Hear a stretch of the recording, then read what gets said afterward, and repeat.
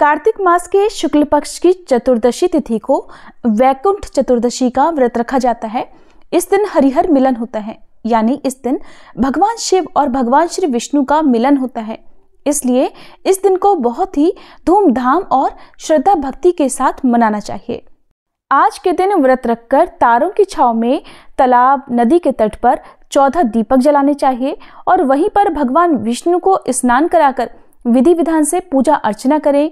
भगवान शिव को स्नान कराकर भगवान शिव की पूजा अर्चना करें और फिर उन्हें भोग लगाएं। और इसके बाद आपको सच्चे मन से हाथ में पुष्प रखकर व्रत की कथा पढ़नी या सुननी चाहिए। ऐसा करने से वैकुंठ लोक की प्राप्ति होती है। तो आज के इस वीडियो में आप सुनेंगे वैकुंठ चतुर्दशी के दिन सुनी जाने वाली कुछ कथाएं। अगर आपको ये कथाएं अच्छी लगे तो वीडियो को लाइक जरूर कीजिएगा। मान्यताओं के अनुसार एक बार देवर्षि नारद जी पृथ्वीलोक से घूमकर वैकुंठ धाम में भगवान श्रीहरि के पास जा पहुंचे। भगवान विष्णु देवर्षि को देखकर अत्यंत प्रसन्न हुए और उन्हें आदर पूर्वक अपने पास बिठाया और प्रसन्न होकर उनके आने का कारण पूछा। देवर्षि नारद ने कहा, हे प्रभु, आपका नाम जप कर आपके प्रिय भक्त तर जाते हैं। जो सामान्य नर नारी हैं, वो आपके प्रेम से वंचित रह जाते हैं। इसलिए आप अपने भक्तों के लिए कोई एक ऐसा सरल भक्ति मार्ग बतलाइए जिससे कि आपके सामान्य भक्त भी आपकी भक्ति करके मुक्ति प्राप्त कर सके। संसार के उद्धार के लिए हे प्रभु, कृपा करके आप ये मार्ग अवश्य बताइए ताकि कलयुगी जीव भी मोक्ष को प्राप्त कर सके। देवर्षि के मुंह से ये वचन सुनकर भगवान विष्णु बोले, हे नारद, कार्तिक मास के शुक्ल पक्ष की चतुर्दशी तिथि को जो नर नारी वैकुंठ चतुर्दशी व्रत का पालन करेंगे और श्रद्धा भक्ति से मेरी पूजा अर्चना करेंगे और मेरे साथ ही भोलेनाथ की पूजा अर्चना करेंगे, उनके लिए स्वर्ग के द्वार सदैव खुले रहेंगे। इसके बाद भगवान विष्णु ने जय और विजय को बुलाकर उनसे कहा कि कार्तिक मास के शुक्ल पक्ष की चतुर्दशी तिथि को स्वर्ग के द्वार बंद ना रखें, उन्हें खुला ही रखें। भगवान विष्णु ने कहा कि इस दिन जो भी भक्त मेरा नाम लेकर थोड़ा सा भी पूजन करेगा उसे वैकुंठ धाम की प्राप्ति अवश्य होगी। इसलिए आज के दिन भगवान विष्णु के साथ भगवान शिव का पूजन भी बहुत आवश्यक है, नहीं तो भगवान विष्णु इस पूजा को स्वीकार नहीं करते हैं। चातुर्मास के समय भगवान विष्णु योग निद्रा में जाने से पहले सृष्टि के संचालन का सारा कार्यभार भगवान शंकर को सौंप कर जाते हैं और उसके बाद देवउठनी एकादशी के दिन जब भगवान विष्णु जागते हैं तो उसके बाद चतुर्दशी के दिन भगवान शिव उन्हें पुनः उनका कार्यभार सौंपते हैं। इसलिए इस दिन को हरिहर मिलन के रूप में भी उत्सव के रूप में मनाया जाता है और इस दिन खास तौर पर दीप जलाकर उत्सव मनाया जाता है। क्योंकि ये दिन भगवान शिव और श्री हरि के मिलन का होता है, इसलिए ये दिन व्रत, उपवास, पूजा पाठ के लिए भी बहुत शुभ फलदायी होता है। इस दिन पूजा करने के बाद पौराणिक कथा पढ़ने और सुनने से व्यक्ति को समस्त पापों से मुक्ति मिल जाती है। अब सुनिए वैकुंठ चतुर्दशी की दूसरी सबसे पौराणिक प्रचलित कथा। शिव महापुराण कथा के कोटि रुद्र संहिता में वर्णित पौराणिक कथा के अनुसार एक बार भगवान विष्णु भगवान शिव की पूजा के लिए पृथ्वीलोक पर काशी विश्वनाथ मंदिर आए और वहां पर मणिकर्णिका नामक घाट पर स्नान करके 1000 स्वर्ण कमल पुष्पों से भगवान विश्वनाथ की पूजा की। जब वह अभिषेक कर रहे थे तब शिवजी ने भगवान विष्णु की परीक्षा लेने के लिए 1000 पुष्पों में से एक पुष्प कम कर दिया। जब भगवान विष्णु शिवजी की पूजा के लिए उन्हें पुष्प अर्पित करने लगे तो उन्हें एक पुष्प कम लगा। तो वो ये सोचने लगे कि अब मैं पुष्प कहाँ से लाऊं, क्योंकि सारे पुष्प तो मैं ला चुका हूं। तो क्यों ना अब मैं अपनी एक आंख ही भगवान को अर्पित कर दूं, क्योंकि मुझे भी तो कमल नयन कहते हैं, मेरी दोनों आंखें भी तो कमल नयन और पुंडरीकाक्ष हैं।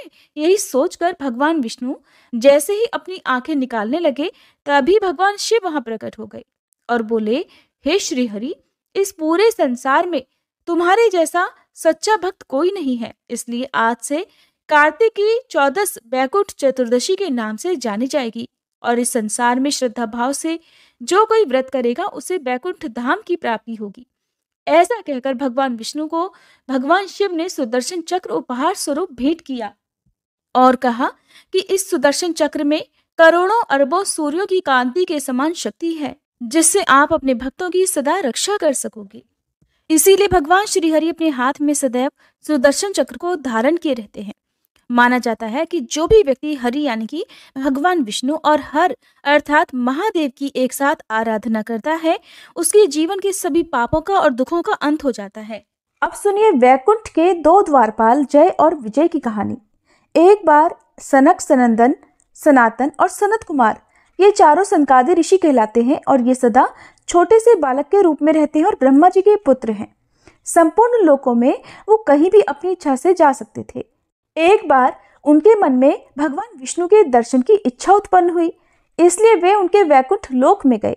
वैकुंठ के द्वार पर जय और विजय नाम के दो द्वारपाल थे। जय और विजय ने सनकादि ऋषियों को द्वार पर ही रोक लिया और अंदर जाने से मना करने लगे। उनके इस प्रकार मना करने पर सनकादि ऋषियों ने क्रोध में आकर कहा, अरे मूर्खो, हम तो भगवान विष्णु के भक्त हैं, हमारी गति कहीं भी नहीं रुकती है, हम विष्णु जी के दर्शन करना चाहते हैं, तुम हमें उनके दर्शनों से क्यों रोक रहे हो? तुम लोग तो भगवान की सेवा में ही रहते हो, तुम्हें तो उन्हीं के समान समदर्शी होना चाहिए। जैसा कि भगवान का स्वभाव परम शांतिमय है, तुम्हारा स्वभाव भी वैसा ही होना चाहिए। हमें भगवान विष्णु के दर्शन के लिए जाने दो। सनकादि ऋषियों के इस प्रकार कहने पर भी जय और विजय ने उन्हें वैकुंठ के अंदर जाने से रोक दिया। तब इस प्रकार रोके जाने पर सनकादि ऋषियों ने क्रोधित होकर कहा, भगवान विष्णु के समीप रहने के बाद भी तुम लोगों में अहंकार आ गया है और अहंकार का वास वैकुंठ में नहीं हो सकता, इसलिए हम तुम्हें श्राप देते हैं कि तुम लोग मृत्युलोक में जाओ। उनके इस प्रकार श्राप देने पर जय और विजय भयभीत होकर उनके चरणों में गिर पड़े और क्षमा मांगने लगे। सनकादि से भेंट करने के लिए इधर भगवान विष्णु और लक्ष्मी जी अपने समस्त पार्षदों के साथ उनके स्वागत के लिए पधारे। भगवान विष्णु ने उनसे कहा, हे मुनीश्वरों, ये जय और विजय मेरे पार्षद हैं। इन दोनों ने अहंकार में आकर आपका अपमान करके बड़ा भारी अपराध किया है। आप लोग तो मेरे प्रिय भक्त हैं और इन्होंने आपकी अवज्ञा करके मेरी भी अवज्ञा की है। इनको शाप देकर आपने उत्तम कार्य किया है। इन्होंने ब्राह्मणों का तिरस्कार किया है और उसे मैं अपना ही तिरस्कार समझता हूँ। मैं जय विजय की ओर से क्षमा याचना करता हूँ। सेवकों का अपराध होने पर भी संसार स्वामी का ही अपराध मानता है, इसलिए मैं आप लोगों की प्रसन्नता की भिक्षा चाहता हूँ। भगवान के इन मधुर वचनों से सनकादि ऋषियों का क्रोध तुरंत ही शांत हो गया। भगवान की इस उदारता से वे प्रसन्न हुए और बोले, आप धर्म की मर्यादा रखने के लिए ब्राह्मणों को इतना आदर देते हैं। हे नाथ, हमने इन निरपराध पार्षदों को क्रोध के वशीभूत होकर श्राप दे डाला है, इसके लिए हम भी आपसे क्षमा चाहते हैं। यदि आप उचित समझें तो इन द्वारपालों को क्षमा करके हमारे शाप से हम मुक्त कर सकते हैं। तब भगवान श्री हरि कहने लगे, हे मुनिगणों, मैं सर्वशक्तिमान होने के बाद भी ब्राह्मणों के वचन को असत्य नहीं करना चाहता, क्योंकि इससे धर्म का उल्लंघन होता है। आपने जो शाप दिया है वह मेरी ही प्रेरणा से हुआ है। तब सनकादि ने कहा कि जय और विजय के 3 जन्म होंगे, तब ही ये श्राप से मुक्त हो पाएंगे। यहाँ पर एक बात का सभी को ध्यान देना चाहिए कि जो भक्त भगवान को पा लेते हैं, भगवान की भक्ति करते हैं, उसे महापुरुष कहते हैं। उस पर काम, क्रोध, लोभ आदि कभी भी हावी नहीं हो पाते। इसलिए सनक, सनंदन, सनातन और सनत कुमार और जय और विजय ये महापुरुष हैं, क्योंकि भगवान के लोक में तो केवल महापुरुषों को ही रहने का अधिकार है। इसलिए जय और विजय को अहंकार नहीं हुआ था और सनकादि को भी क्रोध नहीं आया था, बल्कि वे तो लीला कर रहे थे। इस बारे में श्री हरि ने भी कहा कि जो कुछ भी हुआ वो मेरी प्रेरणा से ही हुआ। तब जय और विजय अपने पहले जन्म में हिरण्यकश्यपु और हिरण्याक्ष के रूप में जन्मे। भगवान विष्णु ने वराह अवतार लेकर हिरण्याक्ष का वध और नरसिंह अवतार से हिरण्यकश्यपु का वध किया। दूसरे जन्म में वे दोनों रावण और कुंभकर्ण के रूप में जन्मे और भगवान श्री राम के हाथों मारे गए। तीसरे जन्म में वे दोनों शिशुपाल और दंतवक्र के रूप में जन्मे और भगवान श्री कृष्ण के हाथों मारे गए और अंततः उन्हें श्राप से मुक्ति मिल पाई। अब सुने वैकुंठ चतुर्दशी की एक और कहानी। एक बार एक बूढ़ी माई थी, उसकी एक बछड़ी थी, उसका नाम रखा था उर्णी कपूर्णी। कार्तिक के महीने में बूढ़ी माई पुष्कर नहाने गई तो जाने से पहले पड़ोसन से बोली कि बहन, मेरी उर्णी कपूर्णी को चारा डालना और पानी का कुंडा भरकर उसके पास रख दिया करना। पड़ोसन रोज चारा डालती और पानी का कुंडा भरकर बछिया के पास रख देती। एक दिन पड़ोसन को उर्नी कपूरनी को चारा पानी डालने की याद ही नहीं रही और इधर उर्नी कपूरनी को कुछ भी नहीं मिला।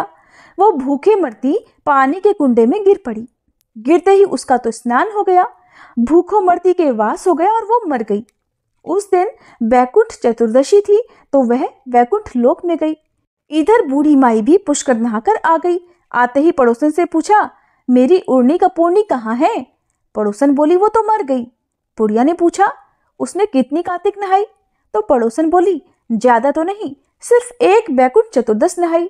और वैकुंठ चतुर्दशी के पुण्य से इधर उर्नी कपूरनी ने अगले जन्म में राजा के घर जन्म लिया, इसलिए महीना भर ना नहा सके तो वैकुंठ चतुर्दश को जरूर स्नान, ध्यान और व्रत करना चाहिए। जैसी गति उर्नी कपूरनी को मिली वैसी सबको मिले, खोटी की खरी, अधूरी की पूरी। ये थी आज की कथाएं। उम्मीद है आपको पसंद आई होंगी।